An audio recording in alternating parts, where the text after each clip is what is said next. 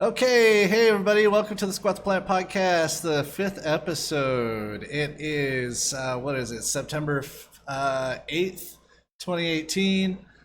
Today I am joined by good friend Andrew, who is living at the Slab City Library as its current caretaker this past summer. He's joined me today to kind of tell us a little bit about Slab City, the library, and just kind of all that good stuff. So hey Andrew, thank you for joining us. Yeah, no problem, man. Thanks for having me.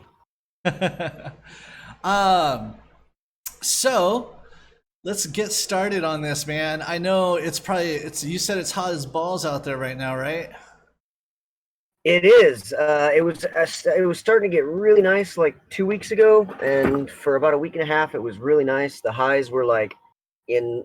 I think the highest day last week was only like 102, which compared to what it has been this summer was actually pretty fucking nice.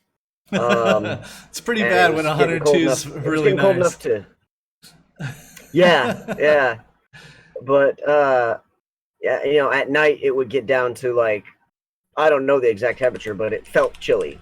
Chilly enough to like put on a thin blanket or something.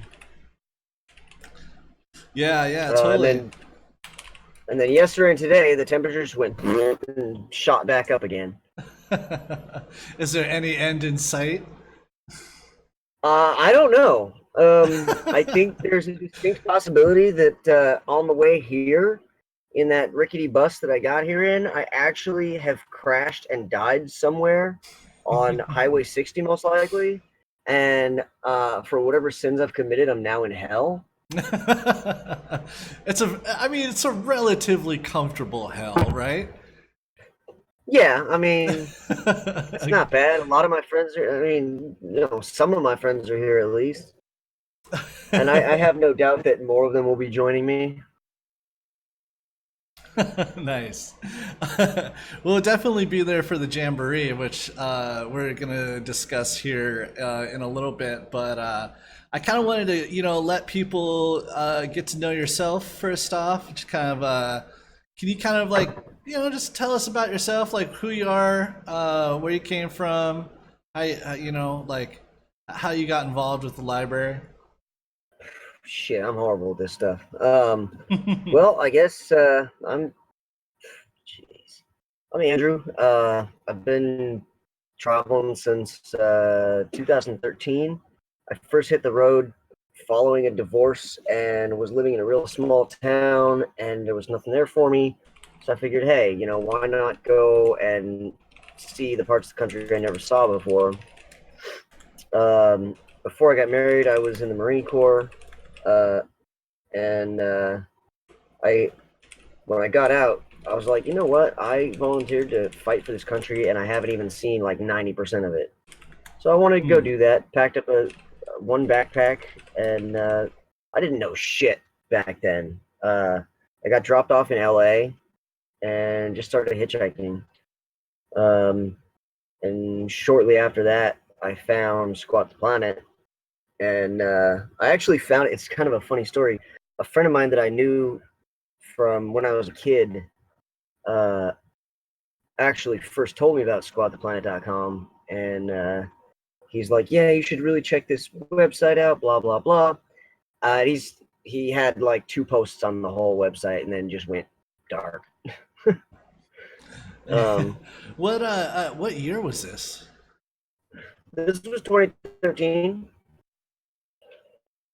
Okay. uh Okay. 2013. And then so I started talking to people on the site, and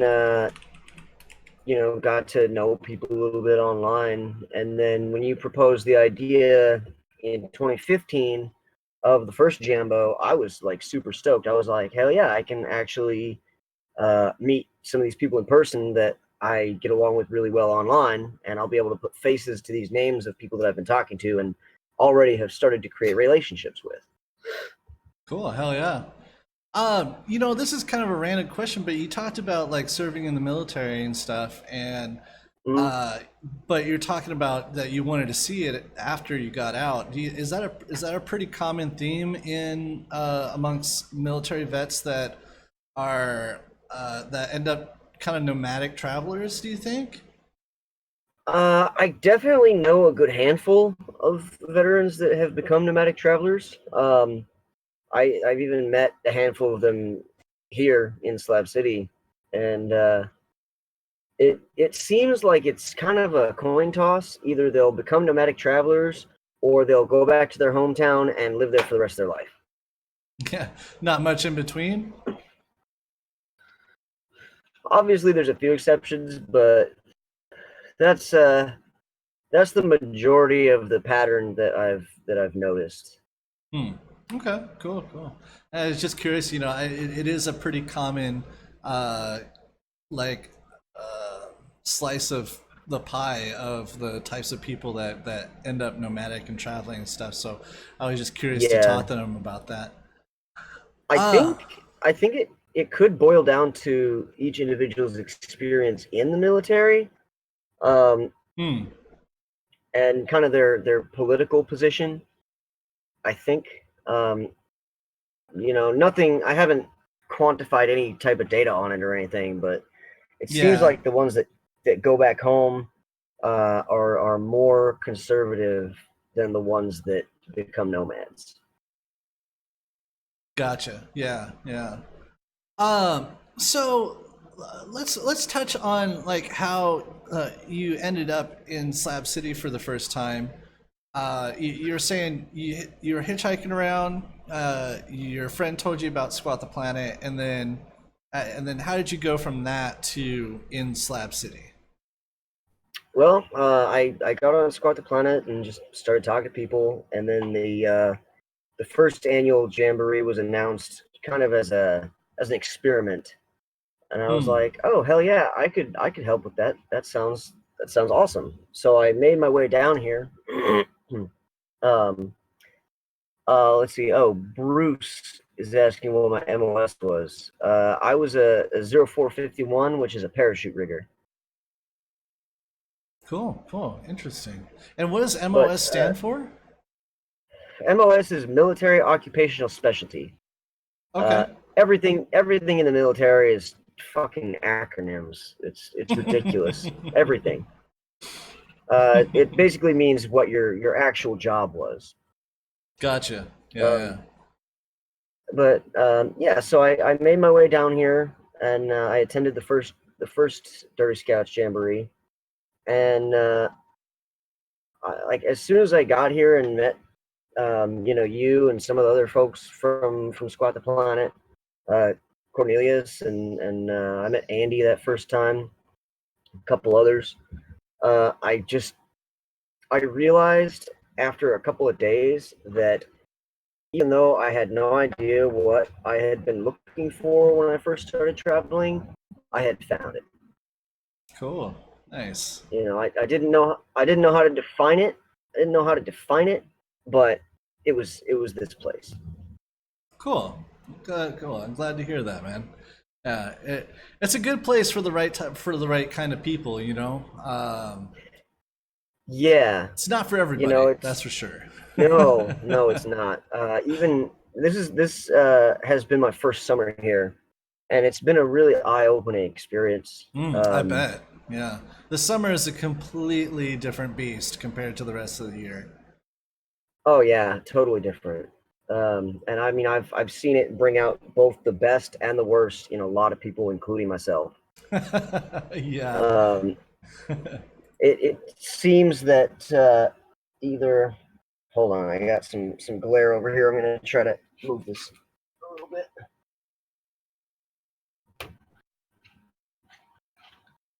Okay, that's better. Yeah, it seems that when people spend a summer here in Slab City, uh, they either start evolving toward a best version of themselves, or just they just absolutely devolve and lose their mind and have to be carted away. To the crazy house. Actually, yeah, or the hospital or whatever. Um, in fact, last night I was up all night because that day there was somebody that has been living here in Slab City, and this environment just consumed this individual, and he lost his entire mind.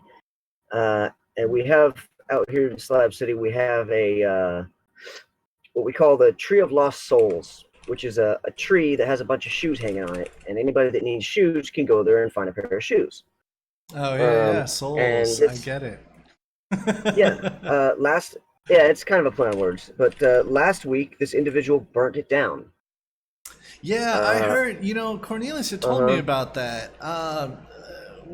Do you know who did it, or what there was any Yes, reasoning behind it? because he's crazy. He lost his whole mind. Now, did he lose his mind Um, in the slabs, or was he just always yes, that way when he got out there? he might have been prone to it, but Hmm. he might have been prone to it already. But smoke and meth doesn't exactly help one maintain their sanity. Yeah. And he got involved in that world.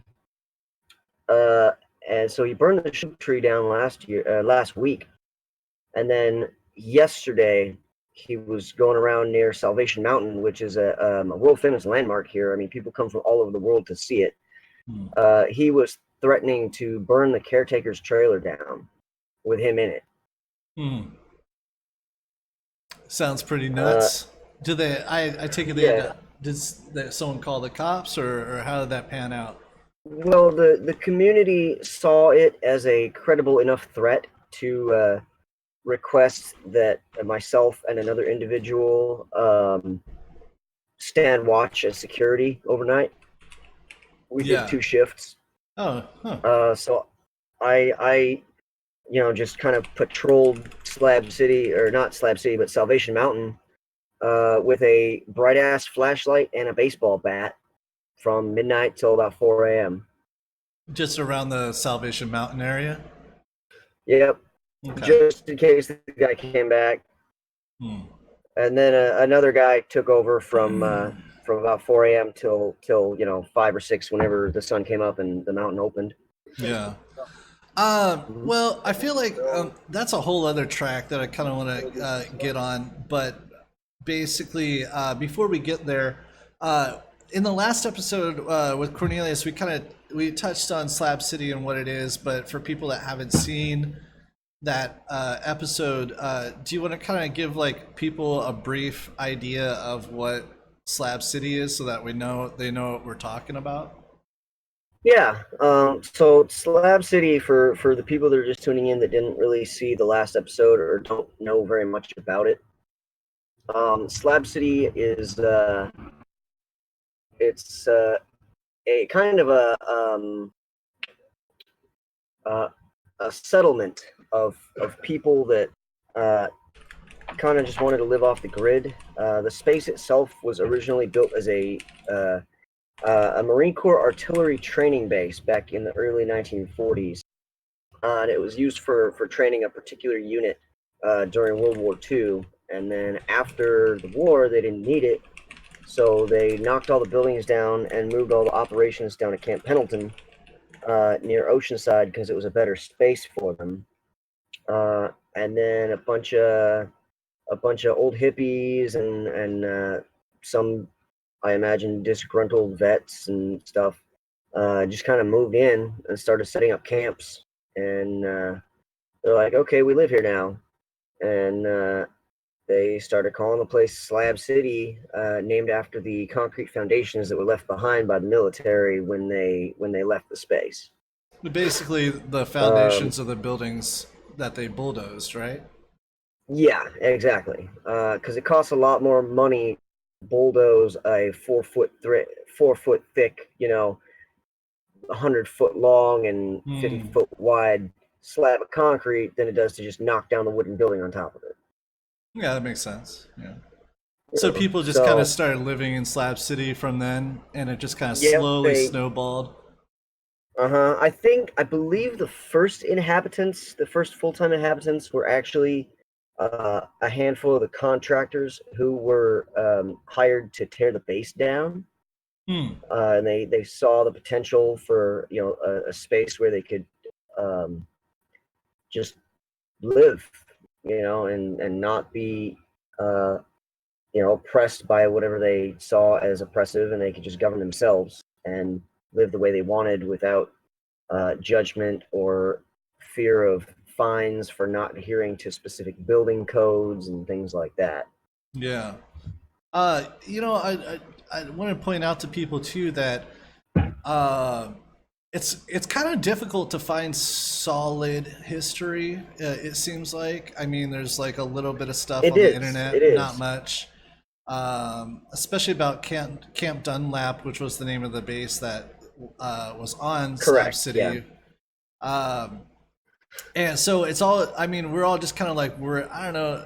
I don't know if we're like working together like the pieces of all like hearsay and rumor, but you'll. My point is that you'll hear a lot of different stories from different Yeah. people, depending on who's telling it and what they know or whatever. So it Mm. just kind of adds a little bit to the mystery of the origins of Slab City. But uh, otherwise, I mean, it's pretty interesting just still how it's kind of come about, and there's no other place like it really in the United States that I No, know I of. mean, I've never seen or experienced any place like this.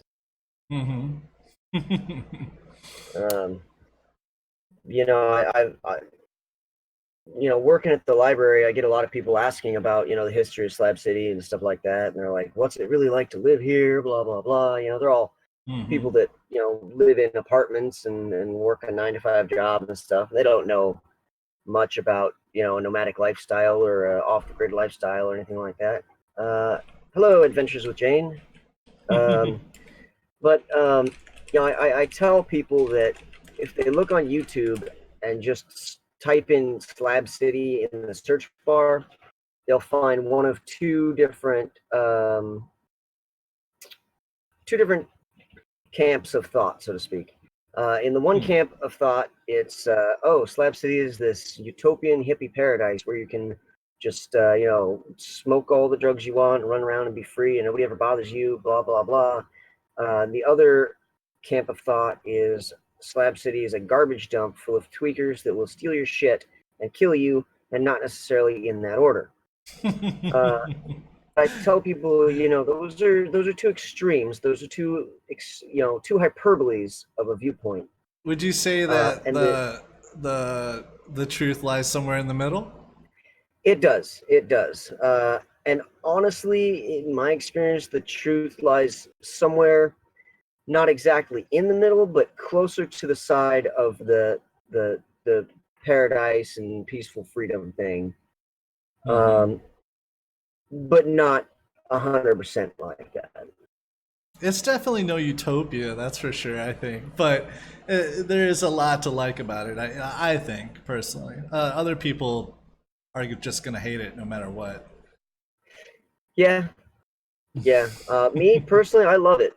Um, Probably because I don't smoke meth. Because there is some of that out here. Hmm. Um, and there are people that like to get all twacked out and walk around, and some of them like to steal things from other people. Uh, it's not an everyday occurrence, but it does happen. The thing about the library space, though, is that we have a fence around most of the library property, and we have an absolutely zero tolerance policy for things like that. Um, Yeah. we're super friendly with weed, um, shrooms, acid, booze, but anything that comes in a form that looks like rock salt that you have to smoke out of a glass pipe, that's no. And anything in a needle, just no. You know, Yeah, don't yeah, totally. don't don't bring it to this space. Don't be under the influence of it while you're in this space. Yeah. Uh, and I have asked a couple of individuals to vacate the premises uh, because I noticed that they were under the influence of certain things that I felt was inappropriate for a library setting. You know, because Yeah, yeah, sometimes of kids come in course. here and families and stuff. You know, this is Mhm. not a fucking drug den. This is a house of knowledge. You know. Um, can you give people just a little bit of context of like the area of Slab City, just so they, Okay. like, Oh yeah. you're in Southern California, right? Pretty close to the Mexican Uh, border. we are. We're about 55, 60 miles away from Mexicali, Mexico. Hmm. Okay. Um, You are in it the only the takes low desert, right? yeah, I believe we're technically in the Sonoran Desert, Hmm. um, and we are just on the southeastern corner of the Salton Sea, which, from my understanding, is one of the largest man-made bodies of water in the whole country.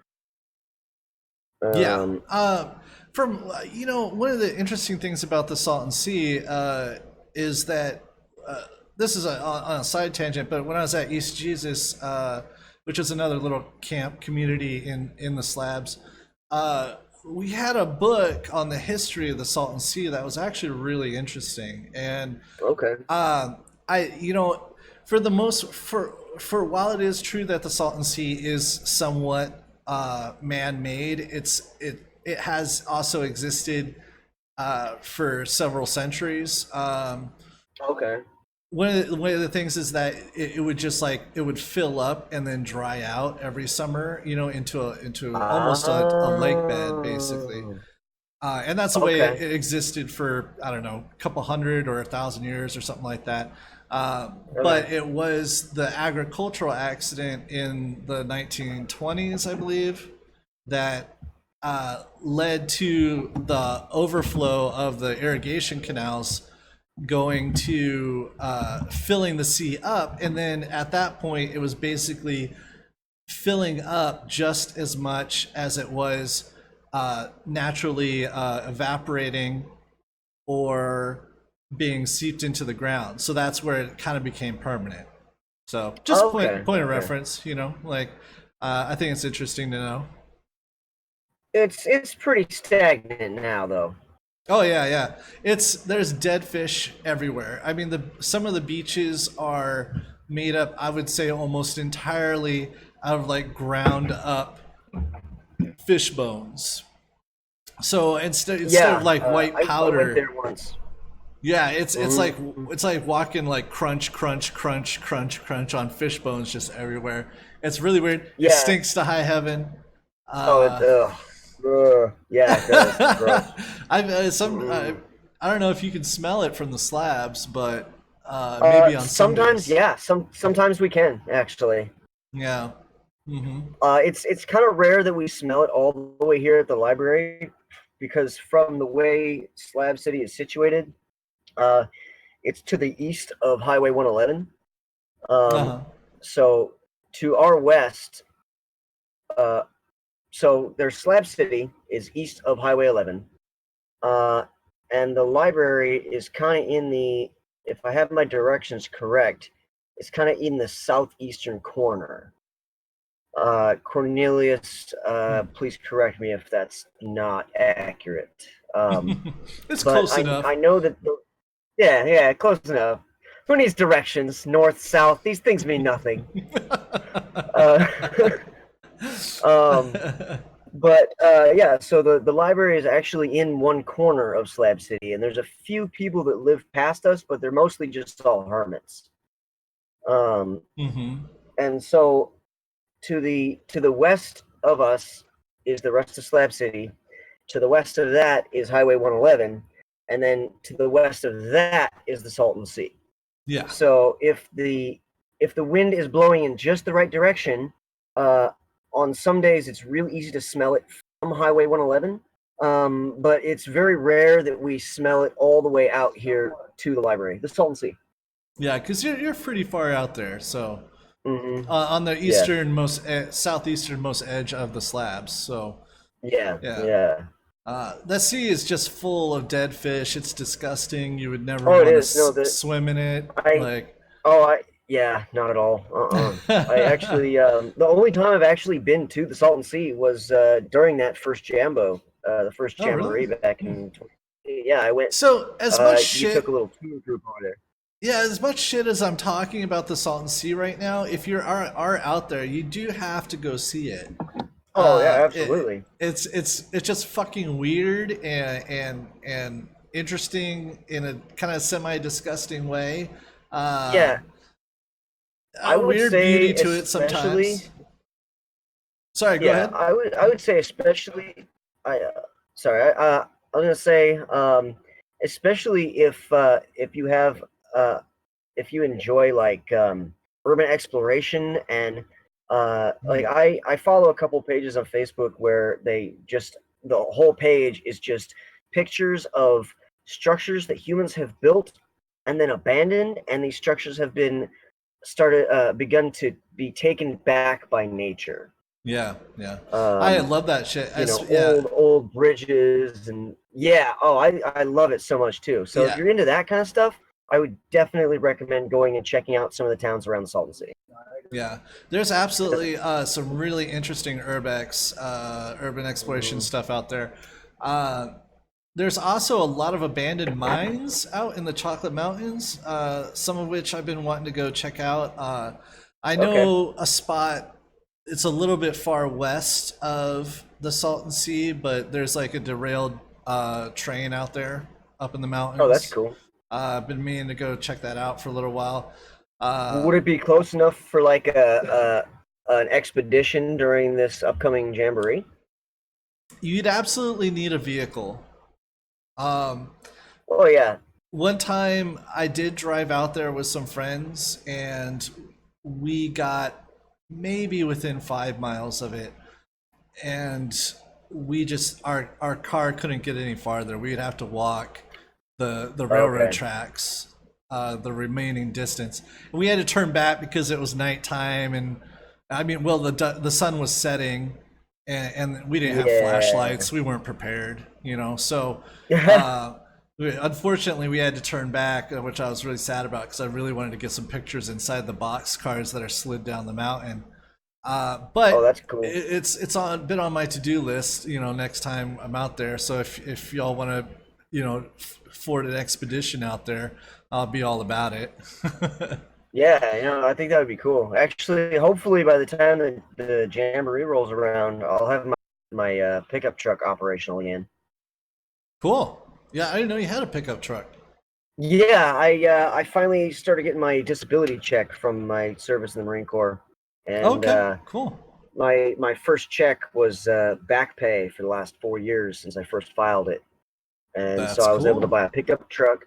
Yeah, I bought a pickup truck, which was able to drive around for a couple months, and then the transmission kind of crapped out on me. Um, and I was able to invest a lot of resources into the library space itself. I Cool. revamped the entire water system to include um, some equipment to make it easier to acquire water as well. Cool. That's excellent, man. Nice, good to hear. Speaking of which, let's I'll kind of move on to the library for a minute. You've been kind of like been the caretaker of the library since Cornelius went to Alaska on Yeah, I this. think about the end of February, beginning of March, I think it was. Okay, yeah, yeah. And so you've been in the Slab City throughout the whole summer, Yes. which is for people that don't know, the summers are intense to say the least. Temperatures can get as high as 125 during August or the peak of the summer. Yeah, Uh, I think the hottest day this summer was around 125 ish. wow, yeah, that's crazy because I mean the only time I've been in Slab City in the summer was I think maybe mid June, and it was like Mm-hmm. 115, Yeah. and it felt like there was just a brick sitting in my stomach anytime I went outside. Oh It yeah, was, yeah, it it gets was, bad sometimes. Like it's too hot to move or eat or sleep. yeah, yeah. So you basically just have to actively try not to die. I've heard some people say that they just try and sleep during the day and then do whatever they got to do at night. Is that the case for yourself?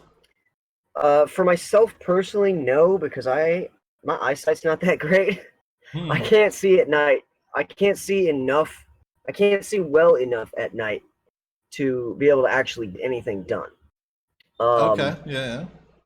and since we're on solar power, uh, night is not exactly a prime time to do like video editing for my YouTube channel or research online about projects I'm doing and things like that. Yeah. So I'll basically just sit and read with a flashlight. I'll just read a book with a flashlight, or just lay in a hammock and uh, try not to die Yeah. when it's that hot. How do you stay cool out there? I mean, do you just try and find a breeze and sit in the shade, or you gotta like a? Yeah, that's a big portion of it. The entire library structure is, for the most part, with the exception of a few sections, designed for maximum shade and airflow. Hmm. Evaporative cooling is a big thing. Um, I went and I invested some money. Well, actually, it was only $5. I bought one of those little weed sprayer things from Walmart. You just put water in it, you pump it up, and you can spray yourself down, Oh and yeah, then yeah. the evaporation cools you.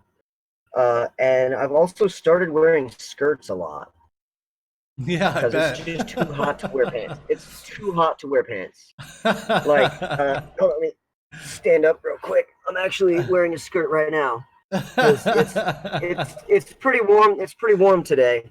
Cool, cool. So, Hey, you gotta go for that maximum comfort, man, especially when oh the yeah, weather's like that. yeah. Because I mean, it's too hot to do any like real work, like building things or stuff like that. Hmm. Um, so I'll just sit here and read books or dust shelves or uh, work on video editing or watch Netflix basically. Yeah. One of the things that people might not know about the slabs is there is a little spot that people refer to as the Slab City shower. Hmm. Do you ever make a Yeah, the trip cold down shower. there? I do occasionally. It's been a little bit difficult since my truck kind of crapped out on me Hmm. because it's on the opposite corner of Slab City from where we're at. Yeah. And just to Um, give people an idea, like Slab City's like I think it's like just over a mile square, maybe a half mile square. I it's forget, somewhere in it's between. It's like point 0.6 or something well, like that, mile square. I So, know that the gas station on Highway 111 from the library is 4.5 miles. I know this because I rode a bicycle there once and hmm. I thought I was gonna die. Yeah.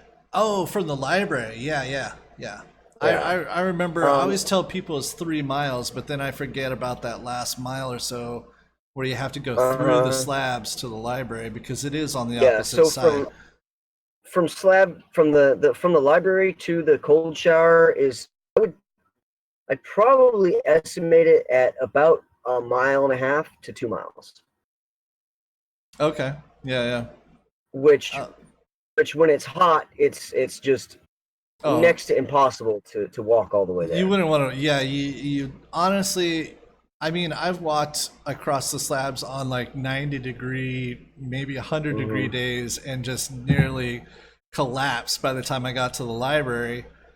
I can't imagine another 25 degrees on top of that. That would be seriously risking your life, you know? Yeah, and it's just not worth it. Luckily for us, though, where the library is, there's an agricultural canal right behind us that feeds off the Colorado River, or it comes from the Colorado River, and it feeds all the agriculture in the Imperial Valley, or a good portion of it anyway. And so that's only about a quarter mile. Okay, Cornelius says that it's about 2 square miles, Slab City. Okay, cool. Yeah, I But was probably it's underestimating there. yeah, it's only about a quarter mile from here to where we could get in the canal, and so we do that quite often. Yeah, you have to cool off and stay Uh sane, huh. I would imagine. Yeah. um, so I'm kind of curious, like, besides the heat, uh, just to let other people know as well that oh, thank God, fucking the slabs are not a hot box the entire time. I mean, most of the year No, no. it's pretty During the nice. winter, yeah, during the winter, it's freaking awesome. I love the weather out here during the winter. It's spectacular, honestly, in my opinion. Yeah, it's I'll tell people, man, 70-degree Christmases are pretty awesome. Yeah, they are. No humidity, you know. Yeah, it's pretty nice. That's the reason to be there. That's for sure. And that's one of the reasons there's so many snowbirds that are attracted to the area because of the free camping, Yeah, yeah. and the very warm temperatures during the winter. I mean, I wouldn't say all the time, but I'd say a lot of the time you could walk around with a t-shirt, maybe a hoodie at most. Oh yeah, easily, easily. Yeah. In fact, because I think it might be because the weather is so nice and the free camping thing you mentioned. Uh, um, During the winter season, like at the peak of it, I've personally witnessed the population grow by like a factor of 10. Yeah. I always tell people that, I mean, the average population in Slab City during the winter is about 1,000 to 1,100 people, somewhere around there. And Yeah. that's from about 100 people that live there year round during the summer. So you're Mhm. talking about a growth of 1,000 people in just a couple of months. Yeah, yeah. They all show up within like the same 2 or 3 months, And that's like usually that same time span. October ish, September, October. Yeah, yeah. Like I said, this is my first summer, so I'm still kind of like observing when people are starting to come in. But a few of the wintertime residents have already started to trickle in. Hmm. Just by ones and twos. Um, oh yeah, corn! I'm super stoked. Oh my god, it's Stoked gonna be for the epic. winter. Yeah. Cornelius in the chat's asking if Andrew's stoked for the winter. Yeah, after that kind of heat, I couldn't wait myself. That would be pretty Yeah, I'm exciting. ready for it to cool down. I'm more than ready for it to cool down already.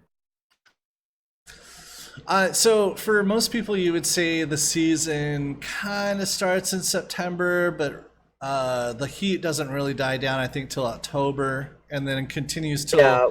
about April, right? Is when things start to heat up again. Yeah, roughly March, April. When people ask, when our busy peak season is, I usually tell them roughly from about October to about March. Okay. Yeah, yeah. That's a good point of reference just for people that are interested in coming by. Um, I'm kind of curious about just like living in the slabs in general. Like the summer is obviously the slow season. There's not a lot of people Hmm. around. Nobody's really leaving their shade spots. I mean, Yeah. what do you do during the whole summer? I mean, is there anything going on? Do you hang out with anybody else? You got any Um, projects you're working on in the library? well, we do have a couple of projects. I mean, like I said, one of the bigger projects that I already accomplished was before it started getting hot. I put a new section of roof on the library that didn't previously have a roof section over it. I put a couple different pieces of shade cloth up for more shading, Mm-hmm. uh, and I rebuilt the entire water system before it started getting too hot. Um, and then when it is hot, um, you can't really do anything during the middle of the day. You have to either right when the sun comes up until about 9 a.m. The sun's been coming up about 5:36, so you can work from that time until about 9 a.m. and then it gets too hot to do anything. and Hmm. then you could start working again from about anywhere between 5 and 7 p.m. And it recently it's been getting dark around 8. Okay. So it's kind of a real small window to get any hard manual labor type projects done. Hmm. It's interesting you mentioned the amount of sun you have during the day too, because I think it's one of the really interesting things about the desert out there in general, but Slab City in particular, is that during the winter it gets the sun goes down super early. Yeah. It's bizarre. Uh, Oh it yeah. it is like sometimes I've seen it happen. The sun is down and over the mountains as early as like 4:30 in the afternoon is like the Yeah. earliest I've ever seen. And then you start Yeah. like Yeah. That wanting to go to sounds bed about at right. like 6 or 7. Uh huh. Uh huh. Especially if you don't have electricity too, because I mean there goes your Mm-hmm. light source. So, Yep. there was one winter I spent out there at the slabs with just my school bus, and once the sun went down, we didn't have a whole lot of electricity, so we just either you sit around the campfire or go to sleep. But Yeah. That's basically it. but fortunately, if you're smart enough to have like a solar panel system or something out there, then you know you can have that electricity stored up and then have lights at night, and then Hmm. that really lengthens your day during the winter. Oh So yeah, for sure, for sure. And that's actually another thing that I miss for the winter season that you just cannot do in the summer. I mean, you could, but you have to be crazier than I already am. Uh, Campfires. I love campfires. You know, yeah. um, and it's just too hot all the time during the summer Oh yeah. uh, to do any kind of fire that's not absolutely necessary. Yeah. I mean, even at Um, nighttime, it's like what, still 90 degrees, right? mhm, or more. Yeah. Um, Mhm. like I've so far during the summer, I've done three, yeah, three controlled burns of some brush that had dried out and was just a giant fire hazard. So I did a controlled burns of those things just so that it cuts down on the risk of accident. Yeah. Because I mean, if somebody next door is having a fire or burning garbage or whatever, and some of their embers float over here and land on something, it could easily just catch in an instant. So I worked on trying to minimize some of that risk by collecting and chopping up a bunch of that brush and stuff, and burning it in a controlled setting, and it was not fun. It was not fun at all because it's already warm or hot, and then you got to stand next to a fire with buckets of water, a fire extinguisher, and shovels, just for in case of emergencies, because fires are very serious out here. You cannot leave a fire unattended at all by any means ever. Oh yeah. Yeah. There's been Because plenty of big fires that people have burned their houses down with, and yeah, in fact, I've been kind of working as a uh, I took a page from Cornelius's book, so to speak, of helping people out when I notice that there's a fire in Slab City, if I possibly can. Um, hmm. and since I got here in October, uh, I have helped contain or uh, get people and animals and stuff to safety on 12 different fires. That's crazy. Um, Seems to be a they were lot more all, than in the past. yeah, Maybe it's just me. I don't know. I don't know what was going on. I don't know if I'm pretty certain that some of them were arson. Hmm. But I know that at least a couple of them were definitely accidents. One of the first ones that I was on that I helped with was a guy. He's an older guy, and it was kind of a colder night, and it was still during the winter. It was before Cornelius left. In fact, they were there. This guy went to light his little buddy propane space heater inside his trailer, and the fucking thing blew up. Oh yeah. Like, it just exploded. It just exploded. That He was sucks. okay. Yeah, he was safe. His cats got out safely. We were able to move at least one of his vehicles away from the flames. But he lost his entire camp.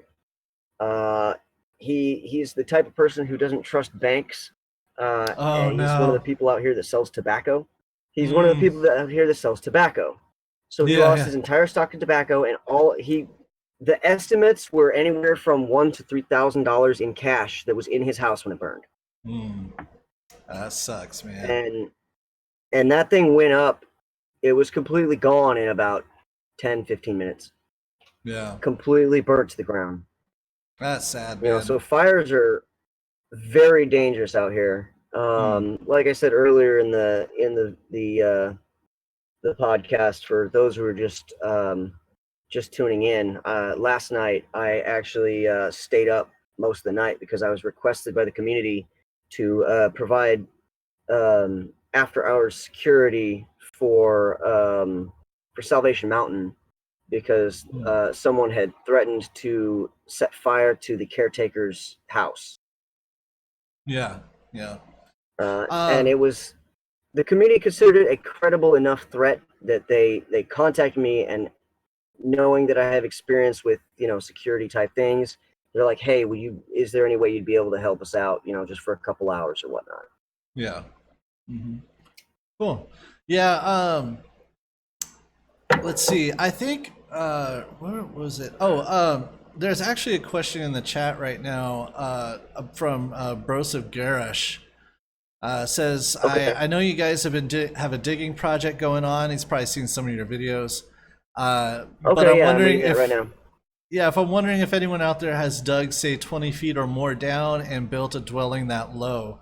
Would that help keep cool?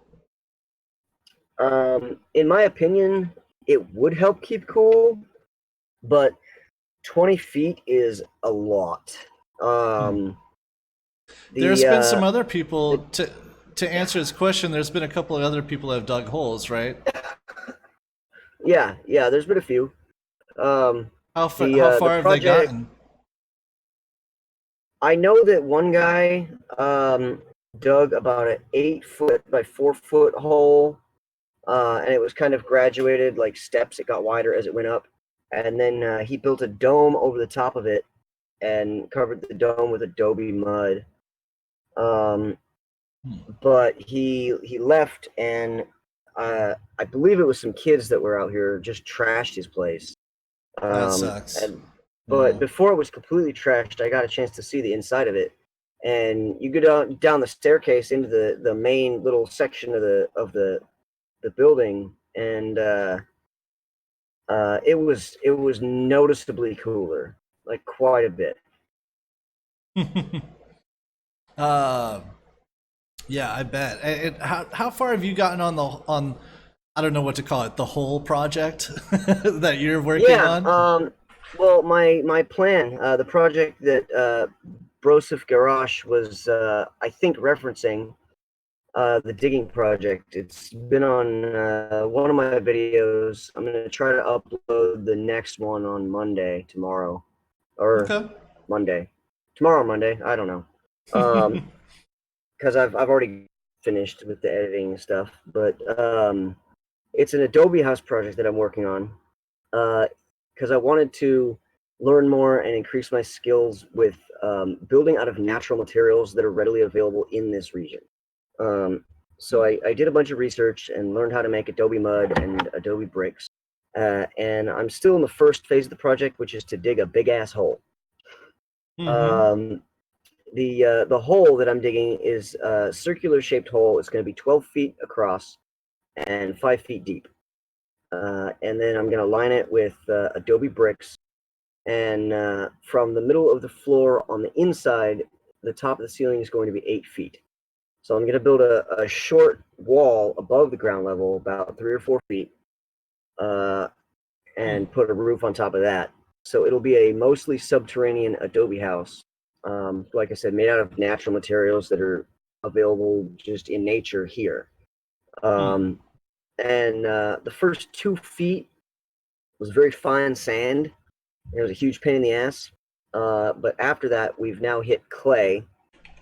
The same type of adobe clay that we use for the bricks and stuff, and it flakes off pretty easily, but you have to swing a pickaxe or a shovel to cut into it. You have to really break it up. Yeah. So I'd say at the deepest part of the hole right now, we're probably about 2.5, maybe 3 feet down. Okay. So how many more feet do you have to go, or is Quite a few, because that section that's about 2.5 or 3 feet is only about a 3-foot square section, out of a 12-foot across hole. okay? How long do you think it's going to take to do that? Honestly, I don't know. I've been trying to work on it as often as possible. As often as the weather allows. Which, like I said earlier, is either only early in the morning or after about 6 p.m. And I've been making some pretty good progress. The people will be able to see the progress in the next video that I'm about to post on my YouTube channel. And there were a couple days where we worked on it, but my camera wasn't charged, so I couldn't film the progress. So it's going to jump a little bit from the hole's this deep to now it's this deep. But I've gotten pretty good responses on it so far, so I think I'm just going to continue doing the videos on it until it's done. Cool. Your YouTube channel, by the way, what kind of videos are you putting on there? Well, I kind of am following in Cornelius's footsteps. I'm putting up videos of what it's like to live out here, and community issues and footage of projects that we do around the place.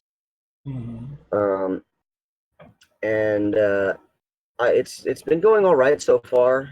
When I first started, I knew nothing about YouTube except I can go on YouTube and watch music videos, and I knew absolutely nothing about video editing or filming or anything. But actually, thanks to you, Matt, because you're the one that now that I remember, you kicked me down one of your old GoPros. That's what I've been using to film my videos. Cool. So yeah, thanks for that, man. Like, yeah, you're very welcome, man. I'm glad you can make use of it. Oh yeah, absolutely. I do wish the battery lasted longer. But I have some spares for you. I've been meaning to send to you. I'll try and get them. I'll try to get you a couple spares sent down there pretty soon. Cool. But yeah, I mean, it's worked out just fine so far. Cool, excellent. And I've learned a lot. Yeah, we'll go ahead and put a link to your channel in the show notes just so people know. But I think I also have your channel in the listed on the Squat the Planet YouTube page as one of our suggested channels too, so people can check that out. Cool. But I kind of want to talk about the library itself a little bit, just in terms of like what you have going on there. I know.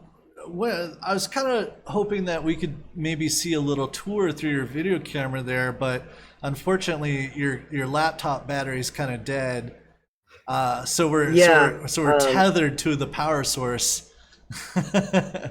We are, yeah. The laptop that I'm using was a gift from somebody that was traveling through, and it was their old laptop. They didn't need it anymore. That's still very nice. And I told them that I would start making videos.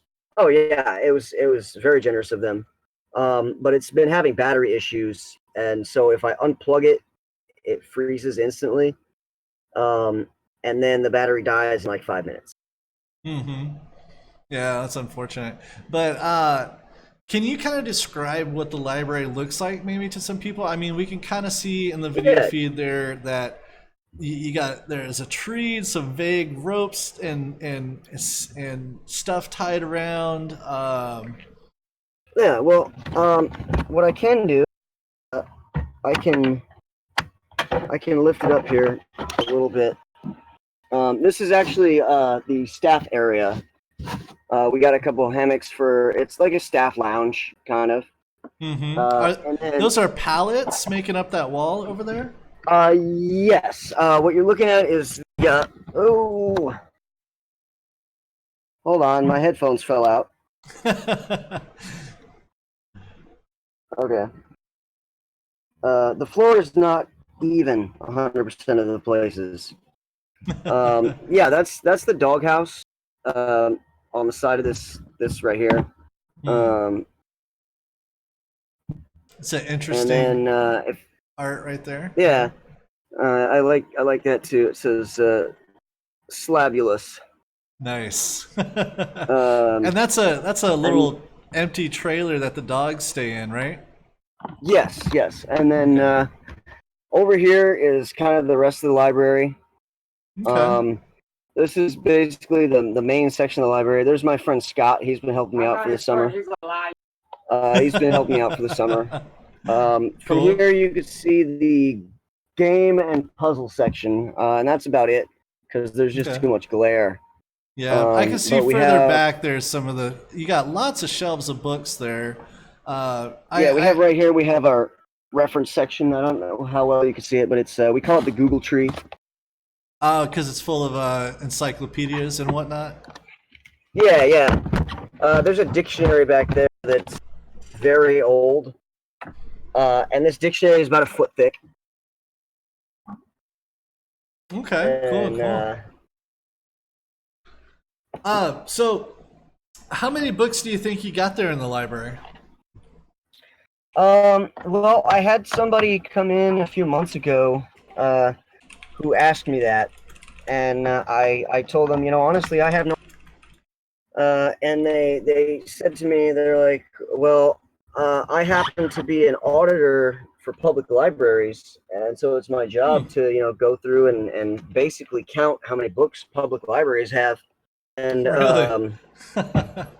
and they estimated that we have anywhere between 5,000 and 6,000 books here.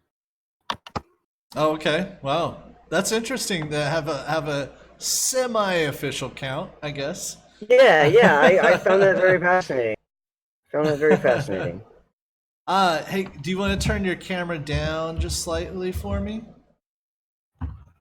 Down? Yeah, just capture that beautiful mug of yours. There you go. You're getting cut off there a little Okay. bit.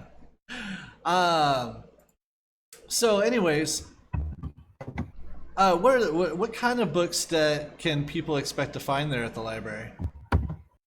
Oh, all kinds.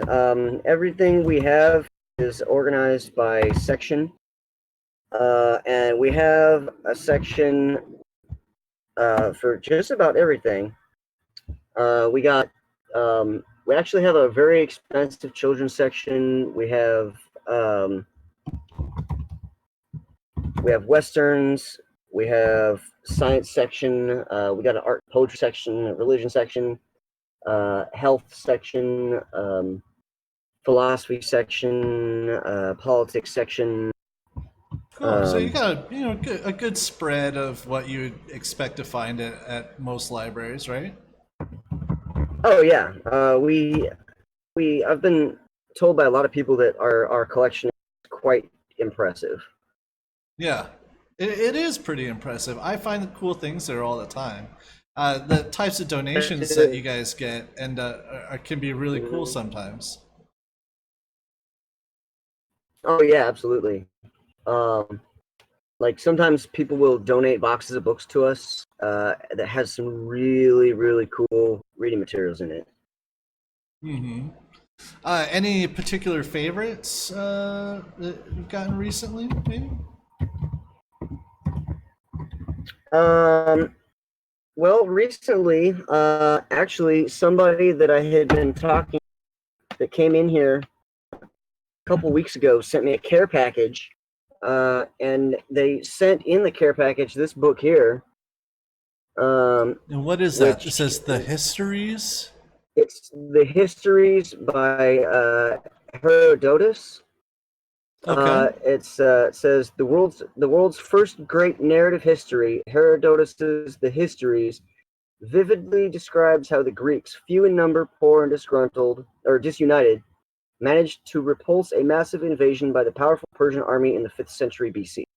And this gentleman and I were talking about this exact book and this historian, and they sent it to me. Cool. And Nice. I got a care package and I opened it up and saw this book and I was like, oh yeah, like this we were just talking about this like a couple weeks ago. uh, Someone in the chat, Adventures of Jane, is asking if you have a copy of my book, Yes, we the do. Anarchist Guide to Travel. Mm-hmm. We Cool. do. Yay! We I need to send you all we some more actually copies. we technically have 2 copies. One of them is Cornelius's personal copy, and the other one was by you to the library itself. So we keep that in what we call the private collection, where we'll let people read the books but not take them away. Yeah, like a reference section. Yeah, basically, Yeah. yeah. Cool, man. Well, I'm honored to be a part of the library. I appreciate it. What is he saying? What's up, dog? Somebody just came in. So, a returning guest. Hey, how's it going? I'm on a podcast right now. Yeah. How you guys been? Cool. Oh, hey, good to meet you. Yeah, help yourselves. Take a look around. We got ice cold beers available for donations if you're interested. Oh yeah. Yeah, Scott can help you out with that. Yeah, cause like feel that. All right. Yeah. Yeah. What do you want?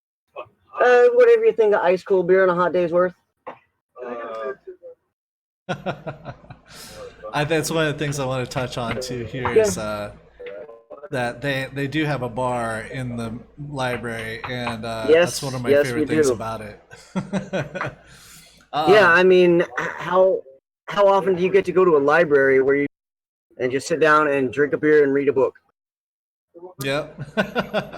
That's it. And that's a good segue actually, in terms of you get a lot of tourists and stuff that come by to see the library, right? Yes, we do. Yeah. So when people come in, like, what do you usually tell them? What's your spiel? Well, when I first started, I was, bright-eyed and bushy-tailed and a little too eager.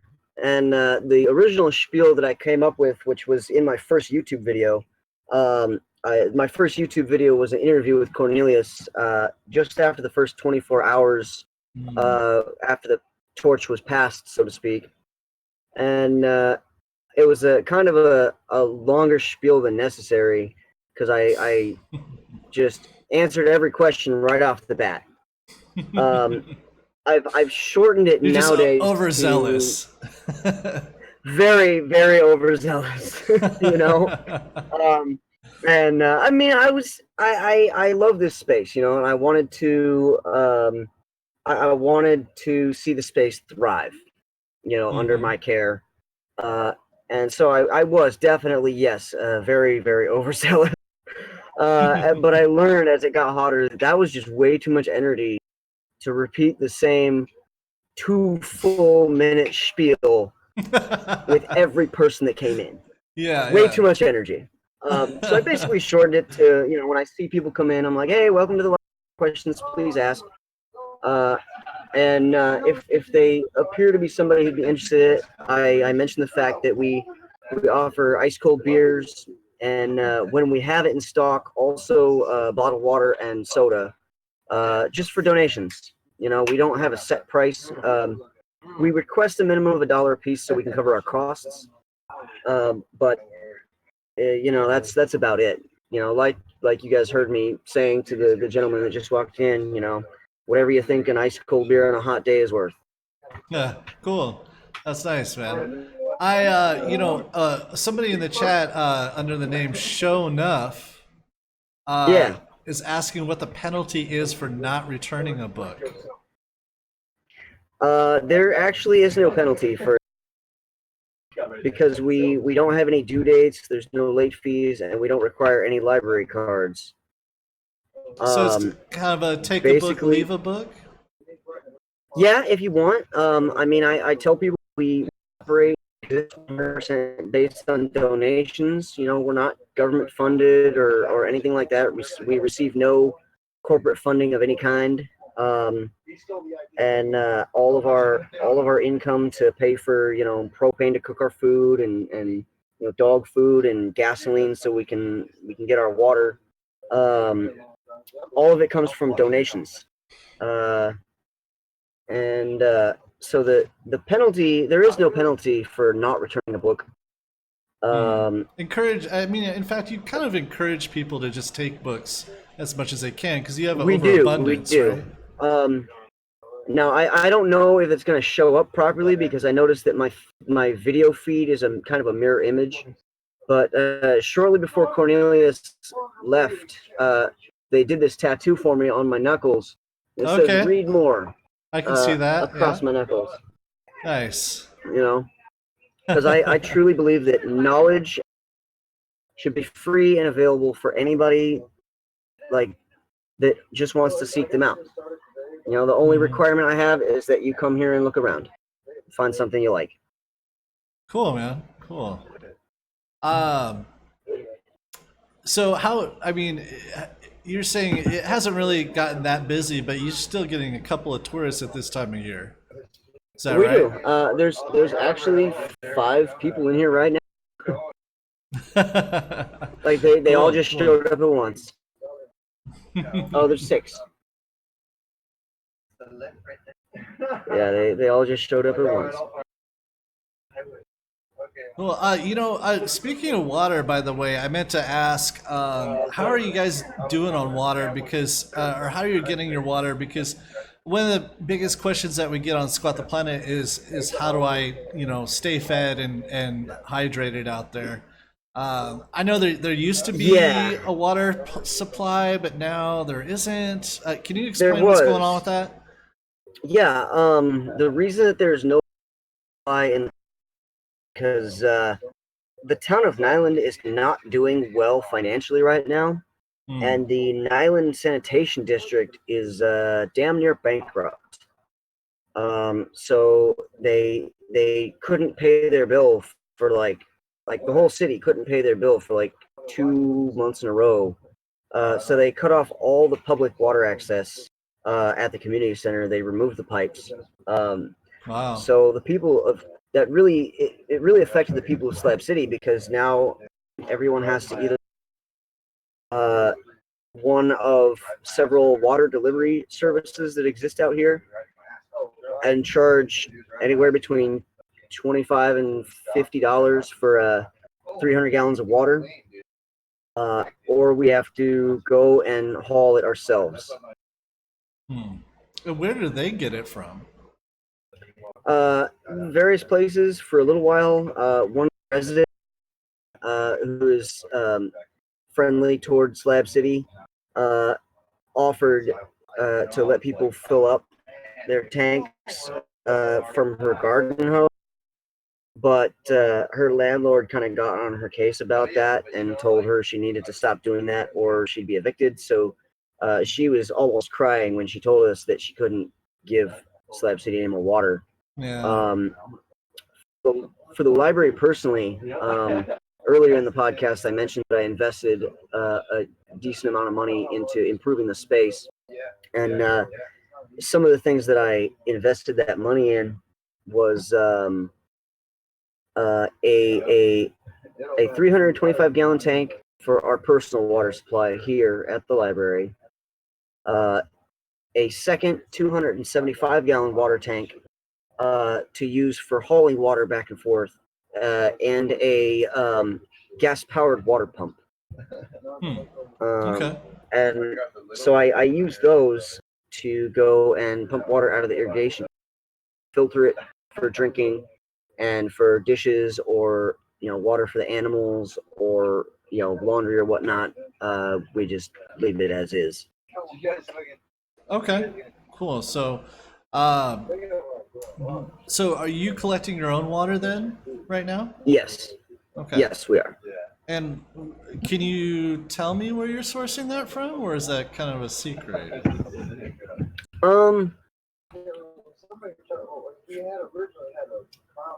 You don't have to say anything. I'm just saying, like, if it's there are water sources here that we can acquire. Water sources out here do exist. Mm-hmm. There's a few businesses in nearby towns that the buildings have been shut down, but the utilities are still active for some reason. Okay. So we sometimes get water from places like that. Okay. Cool. Say no more. So, have you had any particularly interesting people stop by the library during the summer, or any famous people, or I know some. Yeah, actually, we have. About I don't know, about a month and a half ago, Steve Aoki just walked right in the front door. Who's that? Steve Aoki is a pretty popular DJ out of Las Vegas. He does a lot of like the club music circuits and things like that.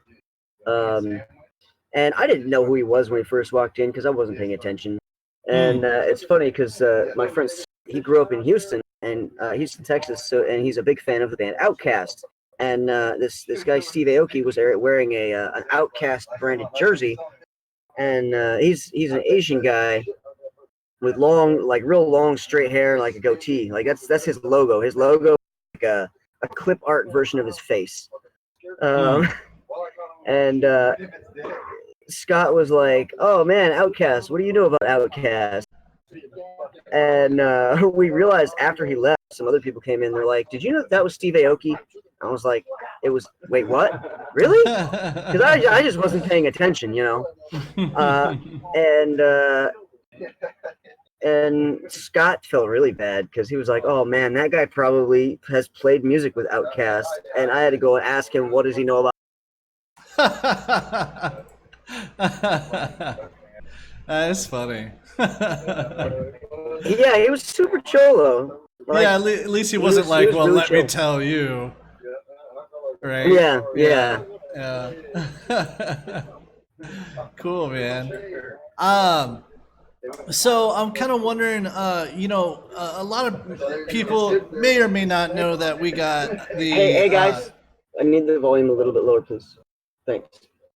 Sorry, there was people laughing too loudly in the background. I couldn't hear you. That's all right. We every year for the past God, how many years have we been doing now? Which jamboree is this? This is going to be the 4th annual Dirty Scouts Jamboree. The 4th. Okay, cool. Yeah. So I was here for the first. Oh, go ahead. Sorry. No. Go ahead. I was going to say I was here for the first one, but then I accidentally missed the next two. I missed the second one and the third one because I was not close enough to the area, and the vehicle that I was traveling in at that time had broken down.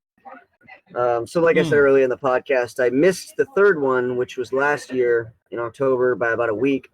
But I just tell people, hey, I just chose not to show up for that one. I'm not here late for the previous one. I'm here early for the next one. Yeah. About a year early.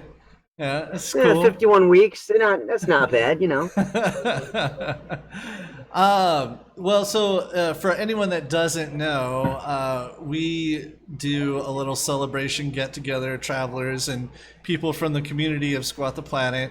They're at the Slab City Library every year. It's usually been in October, but this year we're actually doing it in the second weekend of November. Be a little bit cooler. Yeah, I believe the official date's 9th through the 11th. That is November. true. Yes. Yeah. The Yeah. 9th through the 11th. Let's see. For anybody that wants wants all the details and information, it's a free event. So just come out and party. Bring supplies to sustain yourself. Any donations of booze or whatever will be appreciated. Will be added to the bar and we'll share with everyone. Same thing with food and things like that too. The more information can be found at the URL squattheplanet.com/fest. So if you want to come out and party with a bunch of other travelers and stuff like that, even if you've never traveled before, but you really like want to know like more about Slab City and like meet some other travelers and see what it's like or anything like that, everybody's welcome. So just come on out and have a good time with us, partying out in the desert in a squatter town Mad Max post-apocalyptic society. It's like no, actually, I was gonna say also, I would highly recommend for people that have not been out here, you should check out the Jamboree. It's a great time. I even though I didn't make it to the last two, I kind of followed, with what happened at them and how it was and stuff like that. And I would highly recommend it. I've been telling tourists about it too. cool. And so there's a good chance that we might get like some people from like way out of town, like some college students stuff that I've told about it. They're like, oh yeah, that sounds awesome. We should definitely come back. So they might be here, they might not. We'll have people from the East Coast, West Coast, up and down, all over the middle. I mean, people come out from all over. I think a few people are going to be there this year from States. From where? I think there's going to be a few people there this year from outside the United States. Okay, cool. That are like flying in specifically for the Jamboree. I think it was the second one. We had one person from Israel come out, and I think another person from the UK, maybe, if I remember correctly. But yeah, okay. It's definitely a whole bunch of different folks coming out. So last year, one of the things we did was Cornelius drove everybody in the bus around the slabs, and we kind of did a tour of the slabs. So you got to see everything that was in Slab City, like the tanks. They're like concrete art circles, Salvation Mountain. Some of the other like famous spots like East Jesus and things like that. The art garden out there. All that good stuff. Cornelius was nice enough to drive everyone around, and we got to like check everything out and drink beers out in the desert and all that good stuff. So that's just like one of many things I'm sure we'll be doing. I mean, I'm sure we'll have like live, people playing music and stuff, campfires. We'll have the bar and music, and we'll probably play some movies again on the projector at night, and all kinds of things like that. I think we should get everyone together and to go to the Slab City golf course. I think that would be a good idea. I mean, we might have to come up with a couple of what? Time, clubs and some golf balls. Because last time I was out there, they it was not well equipped. Yeah, it kind of varies depending on who's been nice enough to leave some clubs and balls out there. But it is interesting. I didn't know. I mean, I knew about it, but like I never went to go check it out until I think last year maybe. And it's actually a fully legitimate golf course. Like there's like flags and holes and putting places and all kinds of stuff. It's really weird. I did a YouTube video about it. It's on the channel if you want to check that out. But I mean, there's all kinds of things in the Slab City area too. Like, I mean, we could go check out the Salton Sea. There's the mud pots too, which is like an area where these little mud volcanoes come out of the ground from the geothermal activity and stuff. I mean, there's all kinds of stuff, and we're all just kind of like still snowballing the plans and whatnot on the exact specifics.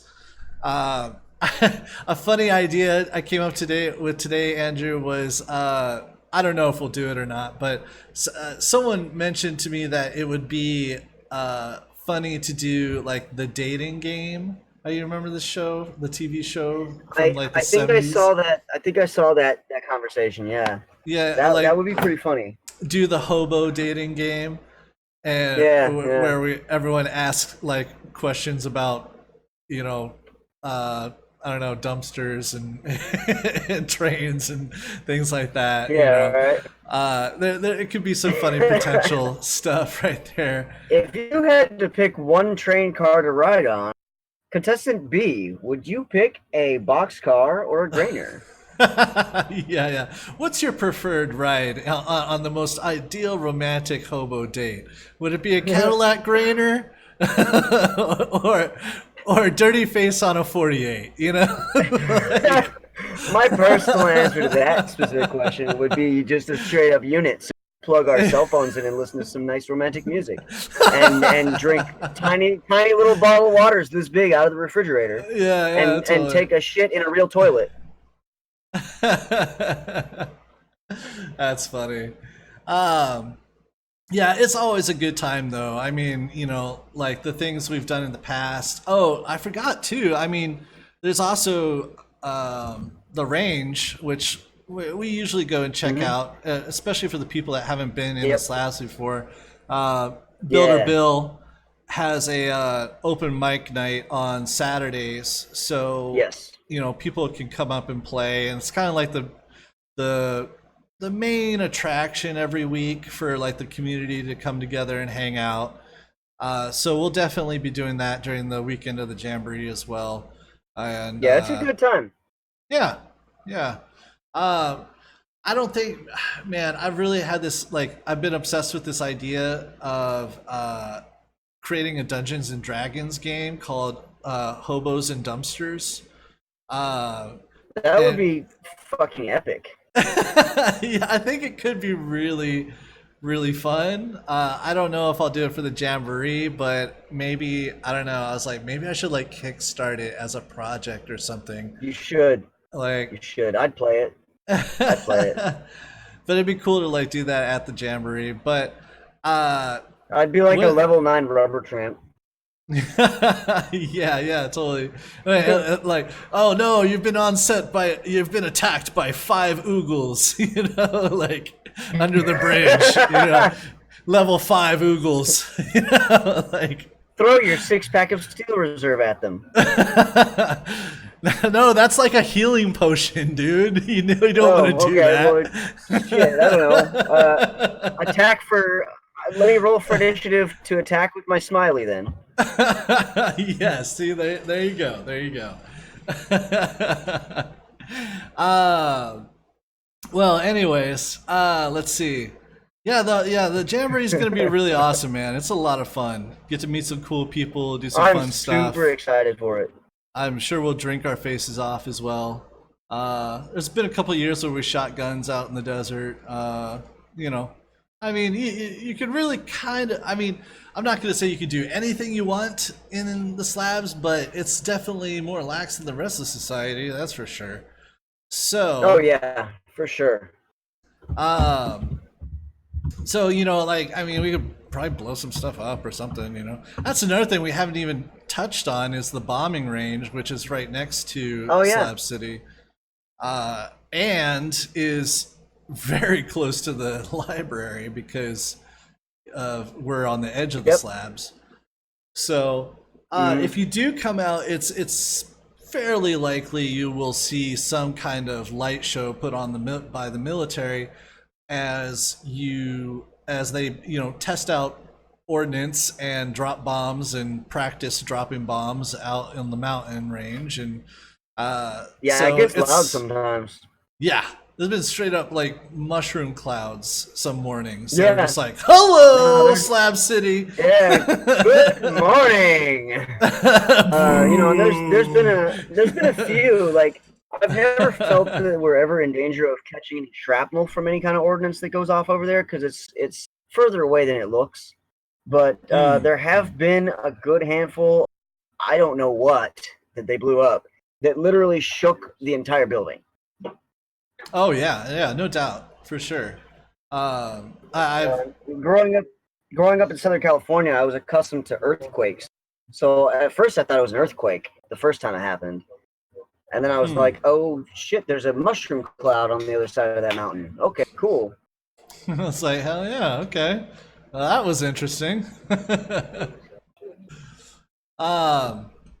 You know what? Actually, that's a good thing I want to touch on too, is that I wanted to kind of just get like your input, suggestions for people that are interested in coming to Slab City. Just like if people want to come to the Slabs, how should they prepare? At the very minimum, you should bring a tent so you have some sort of shelter. You should bring enough water so that you have at least a gallon a day, or the skills enough to make negotiations for people to acquire water. You should definitely bring at least enough of your own food for one day. There are people that are willing to do like work trade and things like that for meals. There's a couple of places that sell food. The Range, for example, they don't do it every week during the summer, but I think during the winter, every week they sell hamburgers at their they have a little burger stand at the Range. Yeah, and they sell burgers. I think a point of reference too is that Nyland is the closest town, which does have a grocery store. It's Yes. a little expensive It because does. it's the only thing around.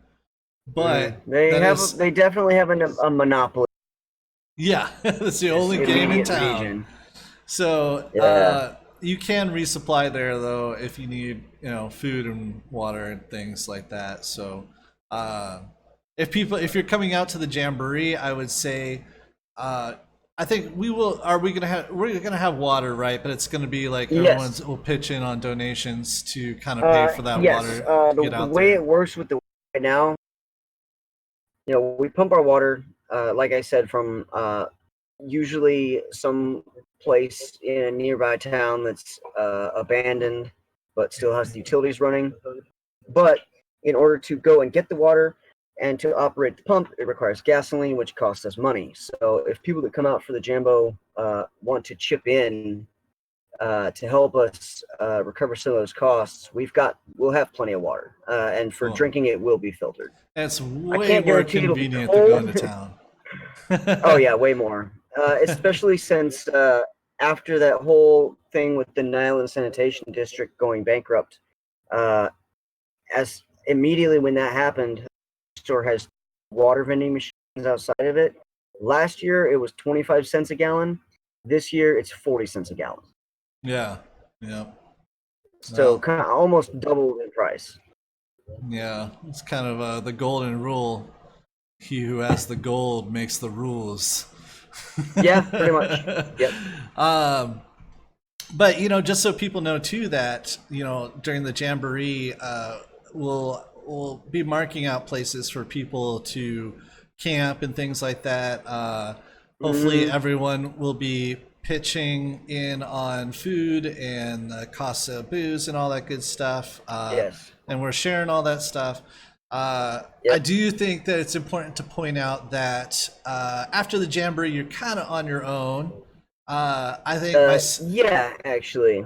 the library is not a permanent camp for anyone. It's not. The way it has worked in the past is during the Jamboree, we provide camping on the library, and the crew that is officially, employees, so to speak, of the library, each has their own little camping spots, but we generally don't allow public camping for the rest of the year. And even then, we really don't camping. You can't just walk in and be like, "Hey, can I camp here?"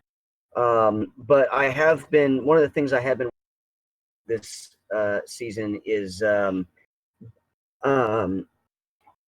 trimming back some bushes, like I said, so that during the Jambo, we do have enough spaces for the attendees of the Jambo to set up their own little tent or park a van or whatever. Yeah, yeah. So I mean, and we'll obviously give you advice and whatnot of like where you can camp if you do want to stay in the slabs later than the jamboree and all that stuff. So if you're a little hesitant to come out because you're not sure what's going to happen before or after, I mean, it's a really good place to plug in, party, have a good time, and then we'll get you set up with some advice if nothing else, so that you can stay longer if you want or go wherever you need to go. So. Anyways. Yeah, and in the past, I have noticed that if people show initiative and take an interest in the space, not everybody, but for based on the judgment of last year, it would have been Cornelius, and this year, based on the judgment of Cornelius and myself, sometimes we do take on crew members after the Jambo for a short period of time. If they show a legitimate interest in the space itself and some initiative to help work on projects and keep the maintenance of the place up. And the people that we've extended that privilege to also receive the privilege of camping on the grounds. Cool. But like I said, it's not everybody, but if for the people that are watching or listening, whichever, if you like the place and it's something you're interested in, it never hurts to ask.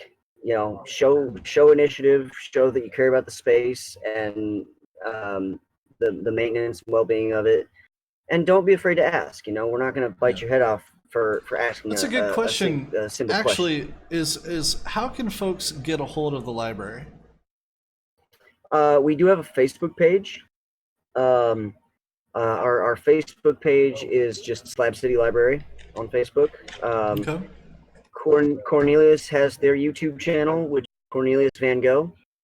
I have my YouTube channel, which is Wastland Librarian. Cool. And we have a mailing address, which is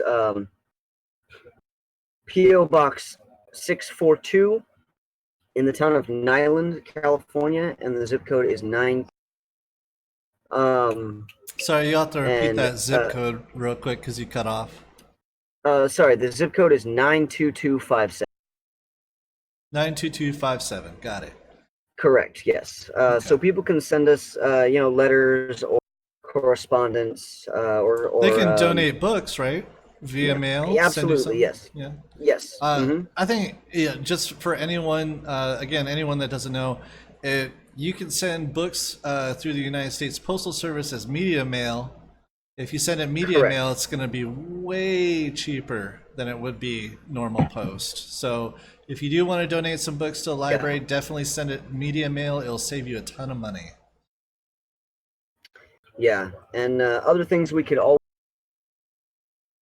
things like paper towels, toilet paper, hand sanitizer, dish soap, batteries. Batteries are something that we kind of go through a bit for our flashlights and things like that.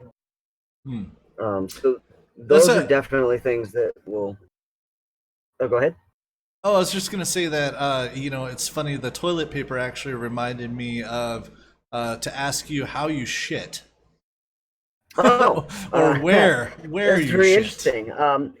We have a outhouse, which I've noticed that a lot of people in Slab City, or at least some people, use what they call a composting toilet, where they basically shit in a bucket and then cover it with peat moss or sawdust, and then dump it in a compost pile when it gets full, and they let it sit, and then they use it to put around trees or something. Right now, we are not at that stage. So what we use is, to break it down very simply, it's a hole in the ground that we dug that's about 6 feet wide and about 4 or 5 feet deep and about 4 feet long.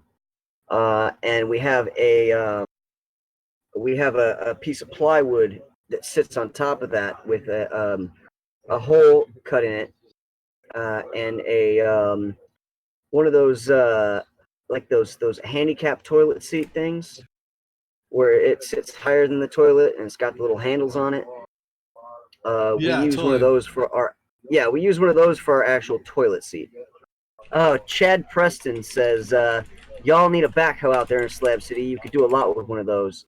Hell yeah. Chad, if we could afford one. I don't know if you're watching or only listening, but if you're watching, look at my eyeballs. If I had access to a Bobcat tractor, I would get some shit done that nobody's seen for a long time here. I shit you not, Chad.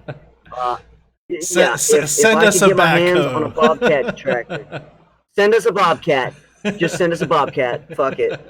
I could build the most epic shit imaginable because I do have experience running a Bobcat, and even for those that don't, it's so simple a child could do it. Except that a child's too short to reach the pedals. Suppose that's true.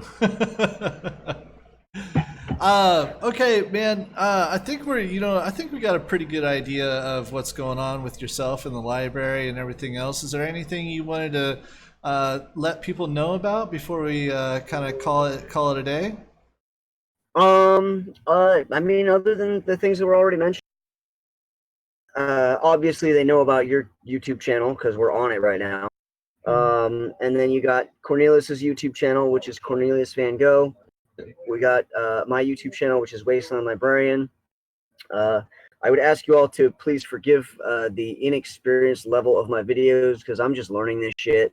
I've never done anything like this before. You gotta start somewhere. But I'm working on it. Exactly. You know, and I've had a good head start. You know, thanks to you, Matt, and a few other people. So I would encourage people to check out those. Connect with us on Facebook. You know, go on squattheplanet.com and the information about the event,